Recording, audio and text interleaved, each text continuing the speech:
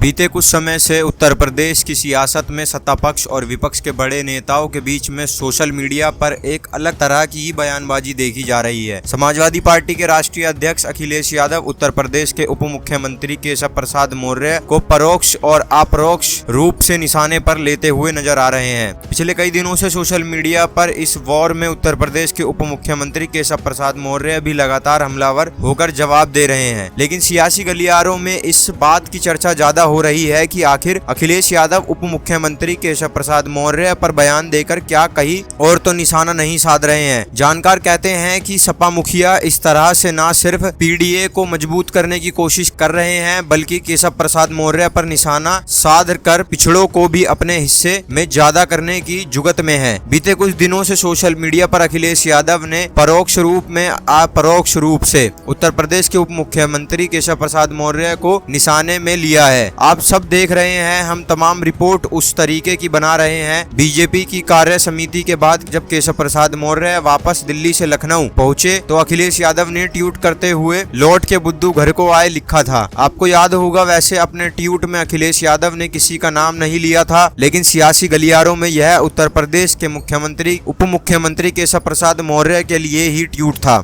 और माना भी यही जा रहा था। हालांकि उप मुख्यमंत्री केशव प्रसाद मौर्य ने भी इसका जवाब पलटकर जमकर दिया है, जिसमें उन्होंने लिखा था कि सपा बहादुर अखिलेश यादव बीजेपी की देश और प्रदेश दोनों जगह मजबूत संगठन और सरकार है। समाजवादी पार्टी की पीडीए धोखा है। उत्तर प्रदेश में सपा के गुंडा राज की वापसी असंभव है। बीजेपी 2027 विधानसभा चुनाव में सत्तर दोहराएगी। यह बात तब आई जब अखिलेश यादव ने लिखा था कि लौट के बुद्धू घर को आए, और केशव प्रसाद मौर्य ने जमकर उसका जवाब दिया। सोशल मीडिया पर दोनों नेताओं के बीच इसे वॉर कहना लाजमी है, क्योंकि यह वॉर हो रही है, ऑनलाइन वॉर, क्योंकि एक दूसरे नेता आपस में ही सोशल मीडिया पर एक दूसरे पर बिना कहे ही तंज करते रहते हैं, जो कि यूपी से ले दिल्ली तक चर्चा में है। उसके तुरंत बाद अखिलेश यादव ने मॉनसून ऑफर का ऐलान किया था। आपको याद होगा, सालों सरकार बनाओ ट्वीट ने भी सियासी सरगर्मियां बटोरी। अखिलेश यादव ने इसको बाद मीडिया से बातचीत करते हुए कहा था कि अभी विंटर ऑफर भी आना बाकी है। इस तरीके से आए बयानों के बाद से अखिलेश यादव ने फिर से उत्तर प्रदेश के उप मुख्यमंत्री मौर्य के